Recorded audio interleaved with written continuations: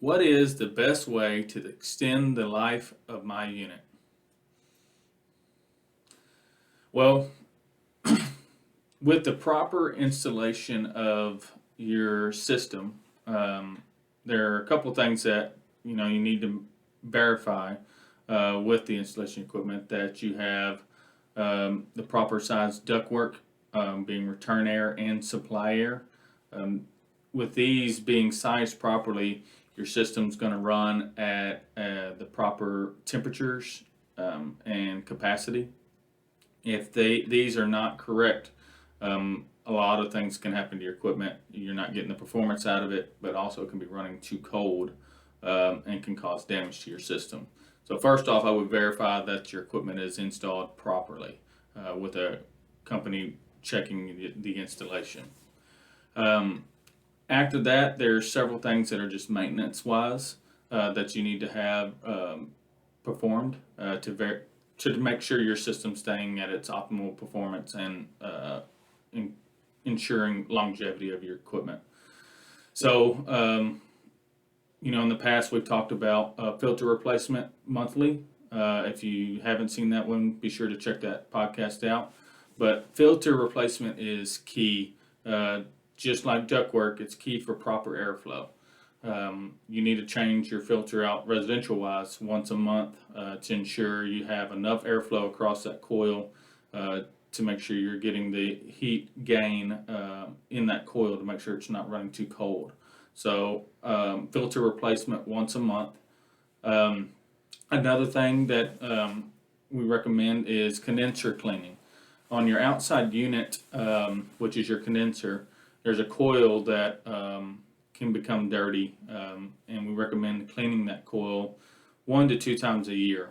A lot of people a lot of times don't realize they're cutting their grass, and that grass can be sucked up into the coil and can clog up that coil where you're not getting airflow across it, and it's causing that system to run hot. That's going to cause that compressor to overheat, fan motor to overheat, and cause the system to run longer to cool your house. So there's a couple things you can do there.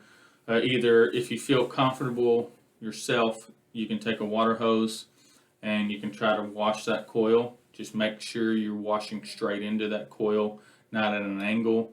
A lot of people have seen window units with the coils bent. That's because either somebody's pushed them in or spray them with a water hose at an angle. You can bend those coils. If you do not feel comfortable with that, you can have a company come out and wash that condenser coil thoroughly. They will take the fan motor out and wash it from the inside out, which is the proper way, because the dirt's coming from the outside, sucking into it. You need to wash it back the direction it was coming from to get it properly cleaned. Secondly, is your inside coil, which is called your evaporator coil. That one also needs to be checked routinely. It doesn't always have to be clean. If you keep a good filter in there and it's sealed around that filter, then particles and things shouldn't make it really past that. But in a real world, things happen. And so just having somebody check that coil, or you can, and if it starts to build up, I do recommend cleaning that coil. Now that is something I recommend a professional service company to perform. That is a little bit more difficult, and sometimes it's best to pump the system down, remove the refrigerant basically, cut the coil out, take it outside, and wash it out properly.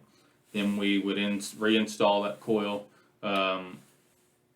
hook the copper back up, change the dryer, pull a vacuum, and charge it up. Doing that, a lot of people don't realize that coil, it's same issue, airflow. And so if you're not changing your filter or your coil is not clean, then you're not getting the airflow across that coil, causing your coil to run too cold, can damage the compressor outside, or you're not getting the airflow throughout the house, and it's taking longer to cool the house. So it's costing you either way or both ways, and it's better to make sure that coil is clean or to have that coil cleaned. And lastly is to have routine maintenance done.